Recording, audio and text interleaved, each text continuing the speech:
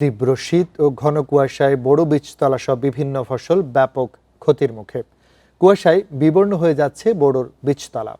ছত্রাকনাশক প্রয়োগ করেও সুফল পাচ্ছে না তারা। সময়মতো চারা রোপণ নিয়ে দুশ্চিন্তায় অনেকেই। সব মিলিয়ে উৎপাদন খরচ বেড়ে যাওয়ায় শঙ্কায় চিন্তিত কৃষকরা।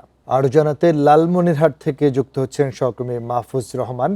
মাহফুজ, আমরা জানি ইতিমধ্যে তীব্র শৈত্যপ্রবাহের কারণে আসলে কৃষিতে ব্যাপক ক্ষতির আশঙ্কা রয়েছে। তো সেক্ষেত্রে কৃষি অধিদপ্তর কৃষকদের কোনো সহায়তা করছেন কিনা, আর কি পরিমাণ ক্ষয়ক্ষতি হতে পারে কিছু জানতে পেরেছেন কিনা? দেখুন, লালমনিরহাটে হিমেল হাওয়া এবং ঘন কুয়াশার কারণে কিন্তু বিপর্যস্ত হয়ে পড়ছে মানুষ।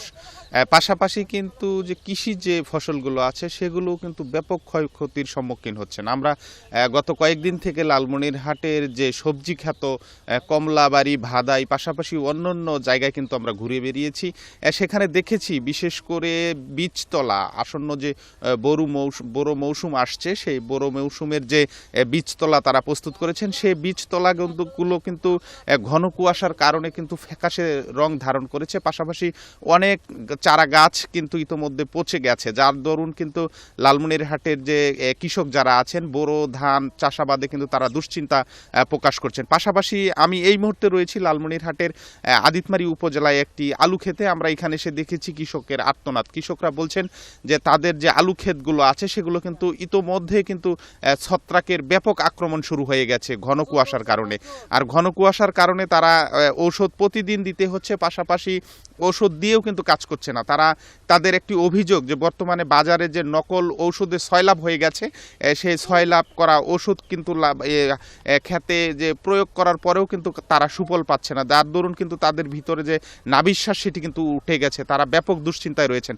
আমরা এসে ফসলের ক্ষেতগুলো দেখেছি যে ফসলের ক্ষেতের যে পাতাগুলো আছে সেগুলো মোড়ানো হয়ে যাচ্ছে, ফ্যাকাশে হয়ে যাচ্ছে, সব মিলে কিন্তু তারা ক্ষতিগ্রস্ত হয়েছেন। তো এ বিষয়ে আমরা কথা বলেছিলাম লালমনিরহাটের উপপরিচালক ডক্টর শাইখুল আরিফিনের সাথে। তিনি বলছেন যে লালমনিরহাটে আগামী যে বড় মৌসুম আছে সেখানে কিন্তু 48,000 হেক্টর কিন্তু লক্ষ্যমাত্রা ধরা হয়েছে, যার ধারাবাহিকতায় কিন্তু উপসি হলো 910 বীজতলা, পাশাপাশি 1200 সামথিং আর কি সেটি হচ্ছে হাইব্রিড বীজতলা কিন্তু প্রস্তুত করা হয়েছে। ইতোমধ্যে কিন্তু অনেক ক্ষতির সম্মুখীন হয়েছেন এবং তারা বলছেন যে এই মৌসুমে তাদেরকে ক্ষতির আওতায় আনা সম্ভব হবে না, তবে পরবর্তীতে তারা যদি ক্ষতিগ্রস্ত হয়ে যান সেক্ষেত্রে কিন্তু কৃষি বিভাগের বিভিন্ন প্রণোদনা দিয়ে কিন্তু তাদেরকে সহায়তা করা হবে। তো সব মিলে যদি লালমনিরহাটে বলি, লালমনিরহাটে শীতে এবং কুয়াশার কারণে কিন্তু জুবুথুবু হয়ে পড়ছে মানুষ।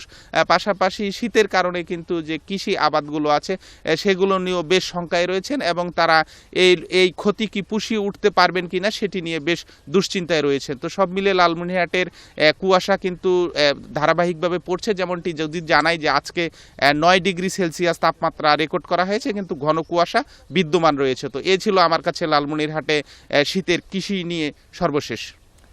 লালমনিরহাট থেকে সবশেষ তথ্য জানাচ্ছিলেন সহকর্মী মাহফুজ রহমান।